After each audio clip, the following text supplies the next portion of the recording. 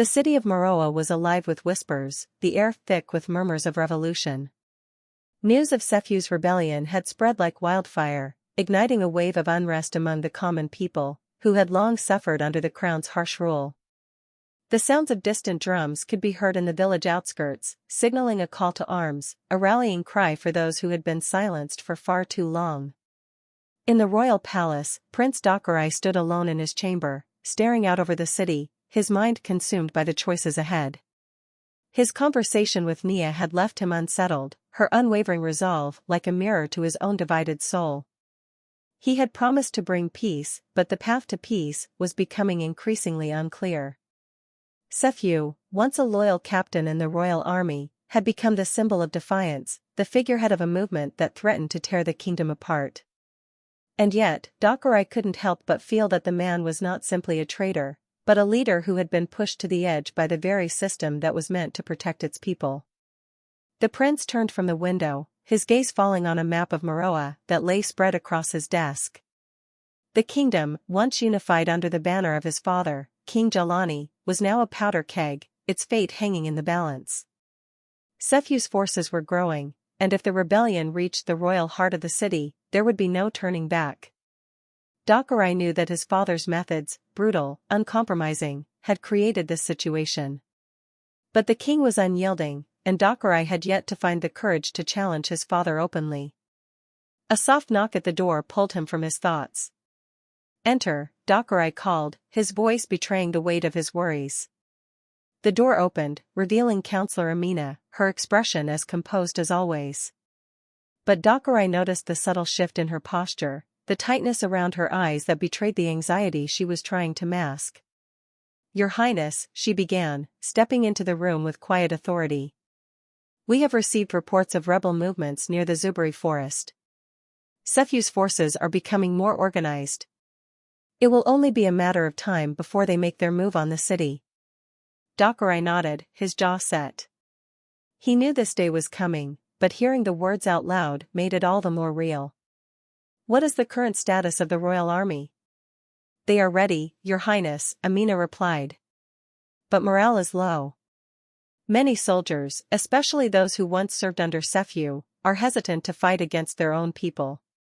If the rebellion reaches the city, the army may falter. We need to act quickly, but with precision." Dokurai turned away from Amina, his hands clenched at his sides. "I've heard that Sefu is not just a rebel leader," he muttered. "He's become a symbol, Amina. A symbol of everything that is wrong with this kingdom. The people see him as their savior, and they believe in his cause." "And what do you believe, Your Highness?" Amina asked, her voice sharp but gentle. Dokurai's eyes narrowed. "I don't know anymore." The truth of the matter was that Dokurai was torn. He had been raised to uphold the legacy of his father, to be a prince who ruled with strength and honor. But every day, he felt the cracks in that image grow wider. His heart had begun to pull him in a different direction, toward Nia and the people, toward a future that could be built on compassion and justice. But how could he turn his back on his father, on the crown he was destined to wear? How could he betray everything he had known for a cause that seemed so distant from the life he had been raised to lead? Amina watched him carefully, as if waiting for him to make a decision. "Your Highness, if you want to end this rebellion, you will need to make a choice. Your father's rule is built on fear. But the people are rising against that fear. You cannot defeat them with force alone. You must find a way to address the root of their anger." Dokurai turned to face her, his eyes filled with uncertainty. "And how do I do that, Amina? How do I stop a war when I can't even find the courage to face the truth about my own family?" Amina's eyes softened, and she stepped closer. "Sometimes, the greatest courage is in choosing the path that scares you the most. You are not your father, Dokurai. You do not have to follow in his footsteps." The words hung in the air between them, a challenge, a call to action. Dokurai felt the weight of her words settling deep within him. The choice was his, and the time to act was running out. Far from the opulence of the royal palace, in the dense forests near Zuberi, the rebel camp was a place of raw energy and determination. Tents made of animal hides and woven grass were pitched beneath the canopy of tall trees, and a fire crackled in the center of the camp, casting flickering shadows on the faces of the rebels gathered around. The smell of roasting meat mixed with the earthy scent of the forest, and the sounds of chatter and laughter filled the air, though there was an undercurrent of tension, as if everyone knew that their time was running out. At the center of it all stood Sephew, tall and broad-shouldered, with a strong presence that commanded respect. His once young face was now hardened by years of struggle, the weight of leadership etching lines into his features. His dark eyes burned with conviction, and his voice, when he spoke, was like a clap of thunder. He had been a captain in the royal army, a man of honor, but the kingdom's betrayal had turned him into something else. Now, he was a symbol of defiance, and he was determined to bring change to the kingdom, no matter the cost. Sephew stood before a group of his most trusted commanders, his voice low but filled with urgency. "We have no choice now," he said. "The people are with us. They will fight for what is rightfully theirs. But we must move quickly, before the royal army can gather their forces. The time for peace is over. We are at war." His words were met with nods of agreement, though some faces were still tinged with doubt. It was one thing to fight for freedom, it was another to sacrifice everything for it. A young rebel, barely in his 20s, stepped forward, his voice trembling. "Sephew, we've all heard the rumors. The prince, he is different. They say he wants to change things. That he isn't like his father." Sephew turned his piercing gaze on the young man. "And what do you think that means, boy?" he asked, his voice cold. The rebel hesitated, then spoke again. "Maybe there's a way to work with him, to negotiate. The prince could help us." Sephew's face darkened, and he stepped closer to the young man. "The prince is not our savior. He is a prince of the bloodline that has oppressed us. There is no negotiation. There is only the fight for freedom, and we will take it by force if we must." The young rebel nodded, though the doubt in his eyes remained. He knew that Sephew's words were final, but deep inside, a seed of uncertainty had been planted. Could there be a way to end this without bloodshed? Or had the kingdom's sins gone too far for that? Back at the royal palace, the evening wore on. The weight of the decision that lay before Prince Dakurai seemed almost unbearable. He knew the rebellion was not just an act of violence, it was a cry for justice, a demand for a kingdom that served its people. But the prince could not ignore the loyalty he still felt to his family and the duty he had inherited. To defy his father was to risk everything, his title, his place in the royal family, and perhaps even his life. But in the silence of his chamber, as the night deepened, he knew what he had to do. The choice had been made. He turned toward the window once more, the darkened city of Meroa stretching out before him. A kingdom on the brink of revolution. And within him, a prince who had yet to find his own truth. The moon hung low in the sky, casting its pale light over the sprawling kingdom of Meroa. The air was thick with tension, the kind that hung like an oppressive cloud, suffocating all sense of peace. The drums of war beat louder every day as the rebels grew bolder, their attacks becoming more frequent, their presence more undeniable. Prince Dakurai stood at the balcony of the palace, looking out over the city, his mind heavy with the weight of his choices. The royal city was alive, but it was a city on the brink of collapse. In the streets below, merchants hawked their wares, and children played in the dusty roads, unaware of the storm brewing just beyond the city walls.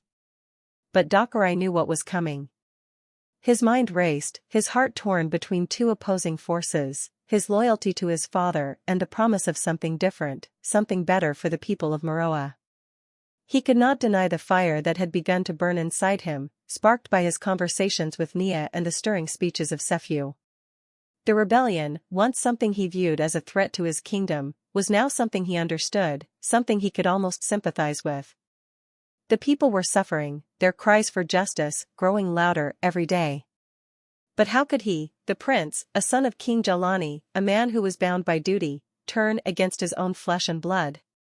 The door behind him creaked open, and Counselor Amina stepped into the room, her presence a reminder of the responsibilities he could not escape. Your Highness, Amina said, her voice calm but with a note of concern. The situation is escalating.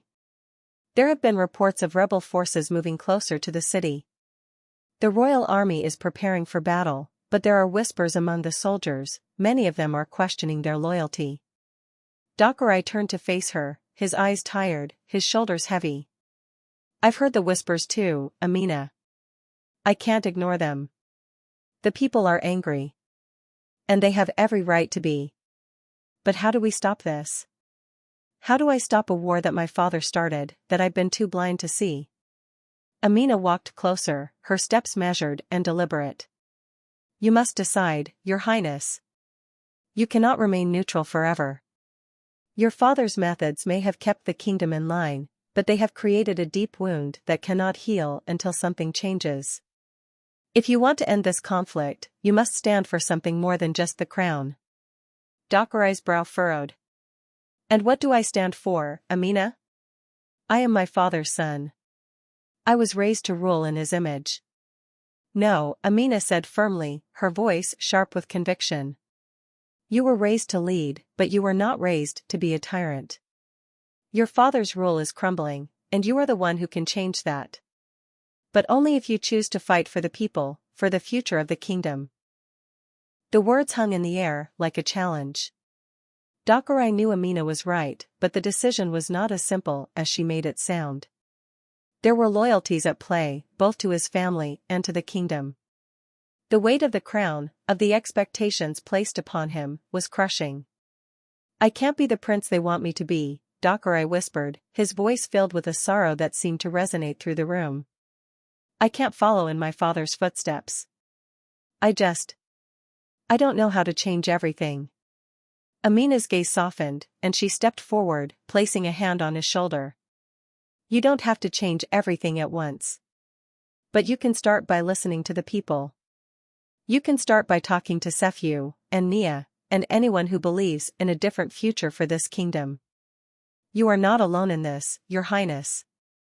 You have allies. Dakarai looked at her, the faintest trace of hope flickering in his eyes. I've been blind, Amina. I've been so focused on what I was supposed to be that I never stopped to question if it was right. You were raised to lead with honor, Amina said softly. And honor is not always about power. It is about doing what is right, even when it is difficult. Elsewhere, in the heart of the rebel camp, Sephu was preparing for the next phase of the rebellion. The forest camp, once a symbol of hope and resistance, was now a hub of activity, filled with warriors sharpening weapons, gathering provisions, and making plans for the future. The air was thick with anticipation, but also with a sense of urgency. They had no time to waste. Sephu stood in front of a large map of the kingdom, his finger tracing the various routes the rebels would take in their push toward Meroa. His face was tense, the lines of stress deepening with every passing day. The kingdom's capital was within reach, but so was the risk of failure. He knew the royal army was strong, but Sephu had something they did not, an army united by a common cause, and a passion that burned in the hearts of every rebel.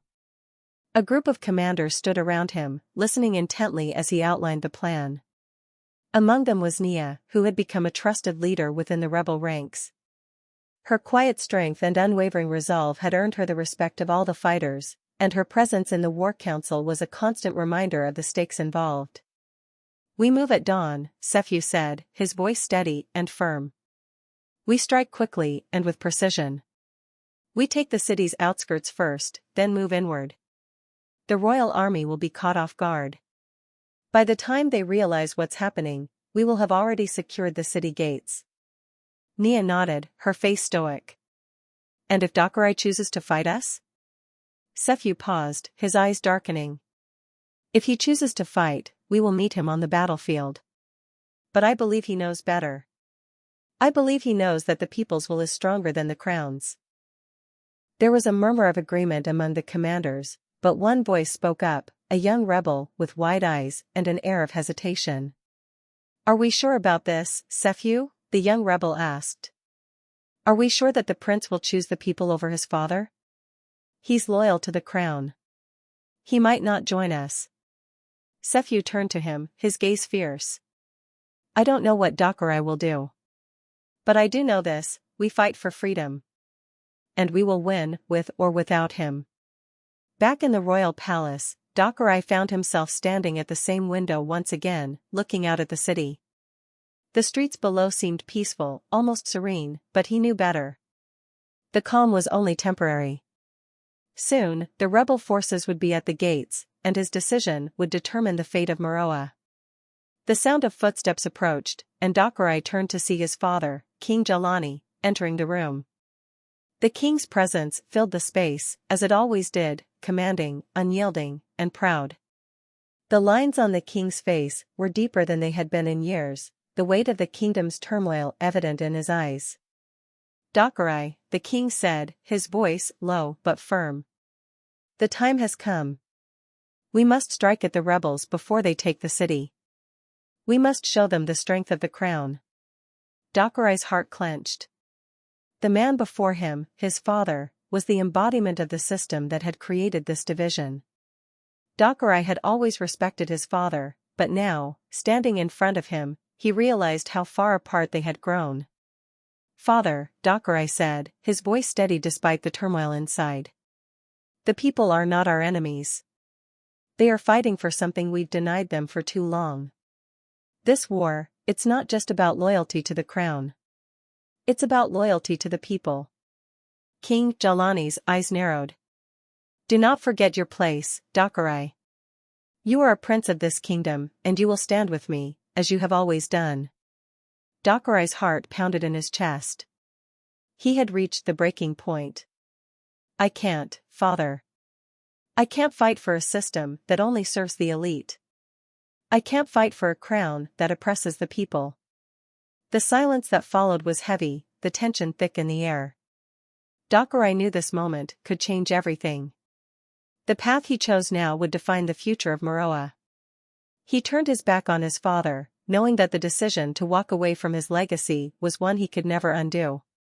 The first light of dawn began to break over the kingdom of Muroa, casting a pale golden glow over the land. The once peaceful kingdom was now a place on the edge of war. The air was thick with tension as both the royal army and the rebel forces prepared for the inevitable clash. The city of Muroa, which had stood for centuries as a beacon of power and wealth, now seemed like a fragile shell, waiting to be shattered. In the heart of the royal palace, Prince Dokurai paced nervously in his chambers. The sounds of the preparations outside were barely audible over the pounding of his heart. His mind raced, his thoughts a jumbled mess of conflicting emotions. This was the moment that would define not just his future, but the future of the entire kingdom. His father, King Jalani, had insisted on sending out the royal army, determined to quash the rebellion and maintain the status quo. But Dokurai had made his choice, even if it meant going against his own blood. Dokurai's hand trembled as he adjusted the royal armor that now felt like a weight on his chest. The crimson and gold of his attire reflected his status, but the armor felt like a cage, restricting his movements, suffocating him. He had never wanted this war. He had never wanted to fight against the people he was supposed to protect. But now, there was no turning back. Outside, the rebel camp had already begun its march. Sephu, the leader of the rebels, stood at the head of his forces, his face set with determination. His warriors were ready.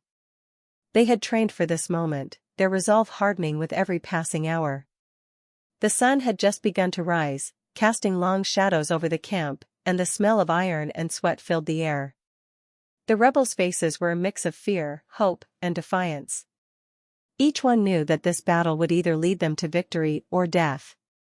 Nia, the fierce and loyal warrior, stood beside Sephu, her eyes scanning the horizon. She had seen battles before, but this one felt different. The stakes were higher. The future of Muroa, the kingdom she had once called home, was at risk. She knew that the rebels couldn't afford to lose. If they did, everything they had fought for would be in vain. We fight for freedom, Sephu said, his voice low but firm, his gaze sweeping over the gathered fighters. We fight for the people of this land. We fight for a future where justice, not oppression, reigns. We will take this kingdom back. The rebels cheered, their spirits lifted by Sefu's words. But deep down, Nia could sense the uncertainty among them. Many were young, inexperienced, and frightened. They were willing to fight, but they had no idea what was coming. Back in the royal capital, King Jelani stood in his war room, staring at the map of the kingdom laid out before him. His fingers hovered over the map, tracing the routes the royal army would take as they advanced toward the rebel forces. His eyes were cold and calculating, his mind focused solely on victory. "Prepare the men," he commanded, his voice stern and unwavering. "We march at once. The rebels will be crushed before the sun reaches its peak." His commanders nodded and moved quickly to make preparations. The royal army, trained and disciplined, was formidable. They wore heavy armor, their shields gleaming in the first light of dawn. The horses were saddled, the spears sharpened, and the battle drums began to sound, filling the air with the rhythm of impending war. King Jelani was resolute in his belief that the rebellion could be quashed with brute force. There was no room for negotiation, no place for mercy in his eyes. But as the army marched out of the gates of the palace and into the open fields, King Jelani's heart wavered for a brief moment. His son, Dakarai, was missing from the ranks. The king's gaze flickered towards the horizon, wondering where his son was, but he quickly pushed the thought away. Dakarai was loyal. He had to be. The prince's absence was simply due to some last-minute task, something insignificant in the face of the coming battle. The rebel forces arrived first, positioned at the city gates.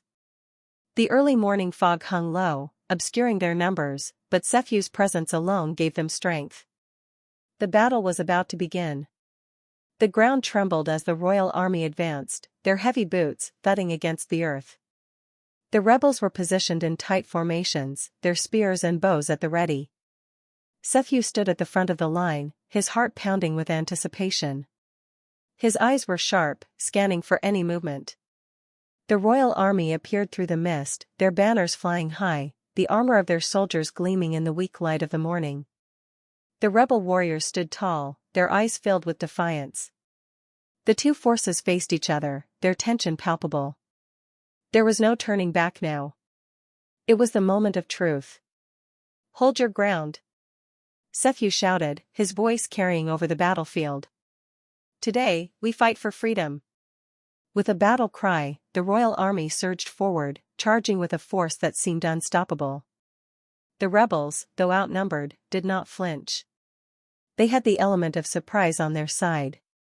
With a deafening roar, the rebels clashed with the royal forces. The sounds of metal meeting metal, the cries of pain, and the thundering of hooves filled the air as the battlefield erupted into chaos. Among the chaos, Prince Dakarai rode into the battlefield, his heart racing. His armor gleamed, and his sword was drawn, but his eyes were filled with uncertainty. He had arrived late, not wanting to take part in this war, but now he found himself facing it head-on. His presence was a symbol of the crown's power, yet in his heart, he could feel the conflict that had torn him apart for days.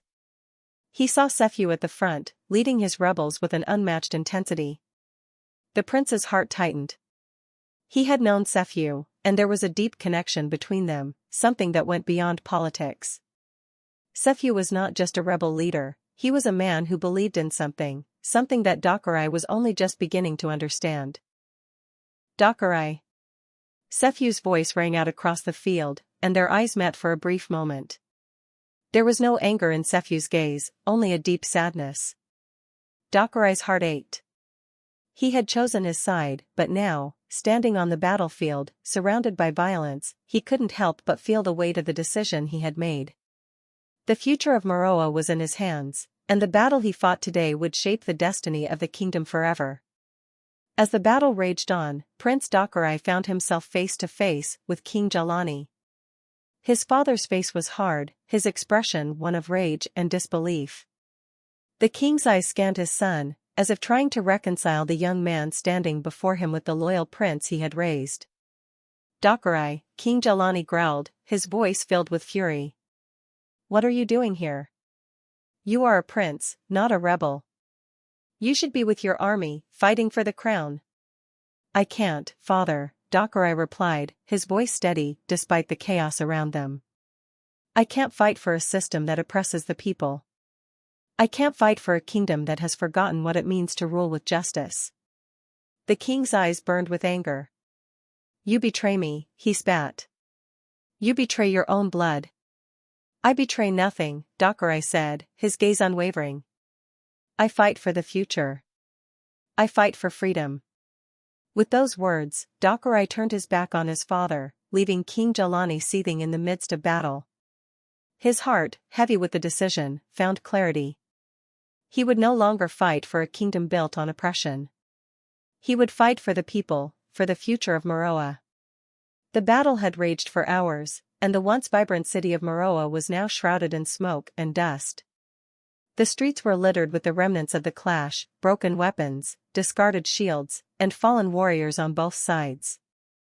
The sound of steel clashing against steel, the cries of the wounded, and the war drums that echoed across the battlefield had become a constant, unrelenting hum. Prince Dokurai stood at the heart of the carnage, his royal armor scratched and smeared with dirt and blood.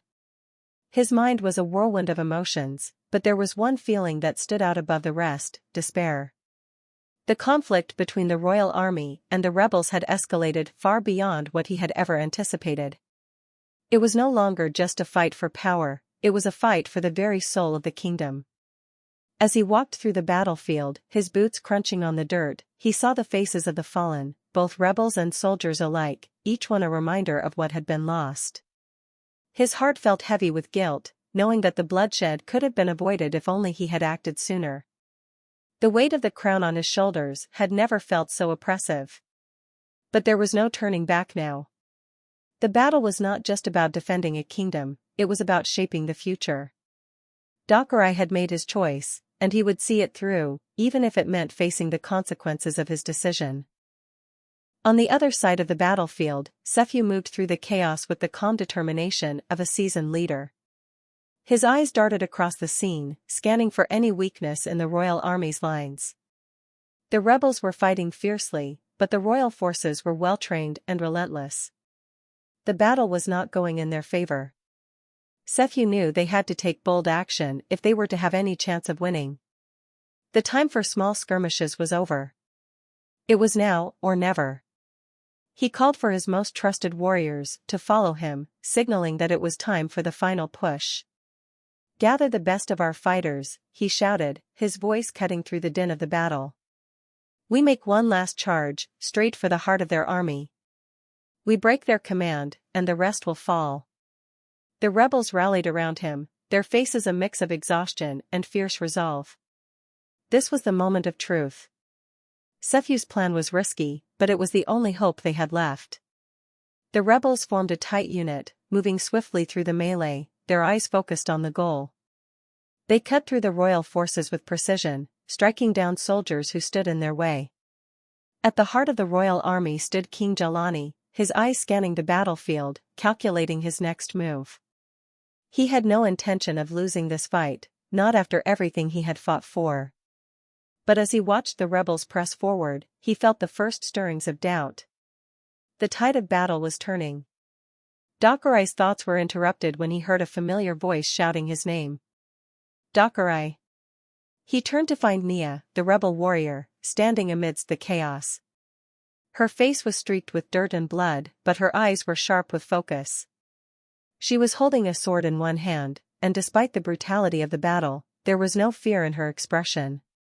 Nia had fought alongside Sephu for years, and she was one of the few rebels who knew Dokurai from before the conflict. Their paths had crossed many times, but today, the circumstances were different. They were no longer allies fighting for a cause, they were enemies caught on opposite sides of a war. Dokurai's heart tightened as he saw her. Her presence stirred memories of their past, of laughter and shared dreams of a better future. But now, they were enemies. The realization weighed heavily on him, but he knew there was no other way. Nia, he said, his voice strained. What are you doing here? I'm fighting for what's right, Nia replied, her voice steady, despite the chaos around them. You should know that by now, Dokurai. I know you don't want this war, but it's too late for regrets. I never wanted this, Dokurai muttered, his voice low. I never wanted to fight you, to fight anyone. But I have to. You don't have to, Nia said, stepping closer to him.